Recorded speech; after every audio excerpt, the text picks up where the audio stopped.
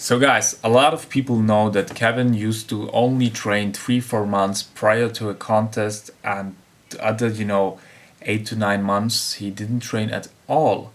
And he was basically the one and only guy who did it that way, or at least did it that way successfully. And I don't know any other pro bodybuilder that was successful, or any other amateur bodybuilder who did it that way and was amongst the best of the best.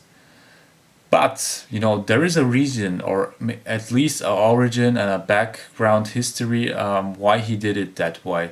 And today I want to talk about that. So listen, give it a listen, give me a chance to tell it. Okay.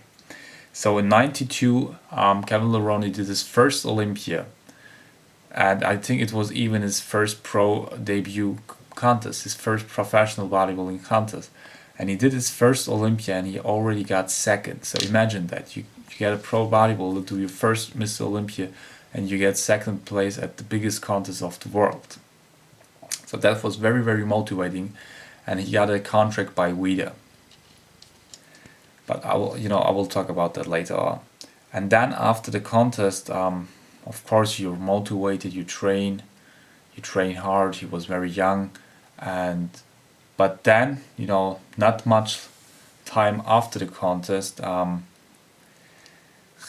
maybe, the New Year's, things like that, and New Year, he did bench press, and very, very heavy bench press, 600 pounds he did. And he was still in the very, very low body percentages, okay? And it was, of course, a the cold time of the year, okay? And Maryland is not LA or California where it's always warm. So he tried to do 600 pounds bench press, and he was naturally very, very strong. It was the strongest lift, but it was still a very, very silly idea, when you think about it afterwards, of course, because he ripped his whole right chest. I think it's called pectoral major or minor, I don't know, but he basically ripped off his whole right chest, tear it apart. It made a very, very scratchy voice, and he was basically, back then, that meant a career end. And still today, there are guys who tear that their triceps and their arms never look the same again, and their career is over. And this was what Kevin thought at the first moment. He thought that his career is over, basically. His professional bodybuilding career is over. He said he, went through all the different emotions at that moment. And, not only that, but, he was set off for a very, very long time, like 5 to 6 months. And then in June or so, he got a phone call by WIDA. Now the real origin comes. The interesting part. He got a phone call by WIDA. I think Joe WIDA and even Wayne DeMilia also. Wayne DeMilia is a contest promoter of the IFBB, and Joe WIDA is the godfather of bodybuilding. It's called Joe WIDA's Mr. Olympia for a reason. And back then it wasn't like today. You didn't have a lot of sponsors. Nowadays you have thousands of sponsors where you could make a living off when you're a pro bodybuilder, pro athlete, or very known, bodybuilder.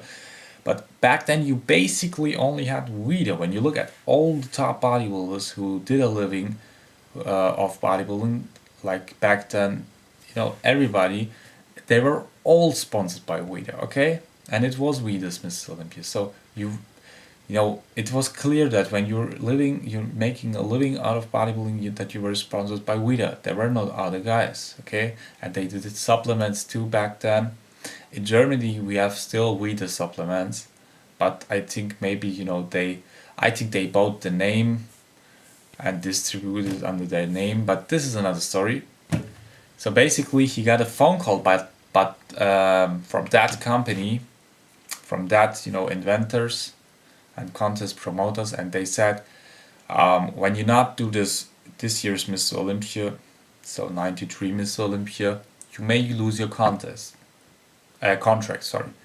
And this was, a very, very hard fact for Kevin, because when he would lose his contract, his career really would be over. He wouldn't make a living of bodybuilding anymore.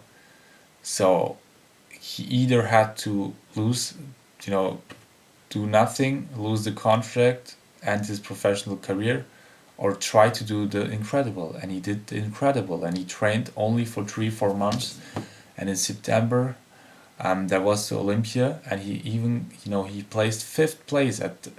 He after that big surgery, where he lost so much muscle, he still managed to do at fifth place at the Mr. Olympia after only 3-4 months. And then he taught himself, okay, he thought, when I only need 3-4 months to, be a top contender, what happens when I train another 5 to 6 months? And at the beginning of March, you have the Arnold, and in '94, okay, he did it. He trained another 5-6 months, and he won the whole contest, the Arnold Classic contest in '94. And then he decided for himself, okay, I don't have to train all year round to, beat those guys and be amongst the best. So he decided to, in the future, to only train 3-4 months out of the year, and don't train at all the other months. Rest his body. And that's probably the reason everybody says that he still looks so fresh, so young to this day, and his body is still very, very fit and could manage to do a comeback like this after all these years. And he also said that his contest preparation was so hardcore that he couldn't do it year round, or train that heavy, do it so serious. He couldn't do it that way round. So he himself needed that rest time. And his body, he got 4 times second place at the Olympia. So his body clearly, could manage to still do very, very well and do all these contests successfully. And that was it. I hope you liked it. Give me a thumb up, then I know if you liked it or not. Subscribe me, then I know you really liked it and you want more videos. Comment your opinion, do everything you want. Follow me on Instagram @DenizLifestyle, and have a nice day. Bye.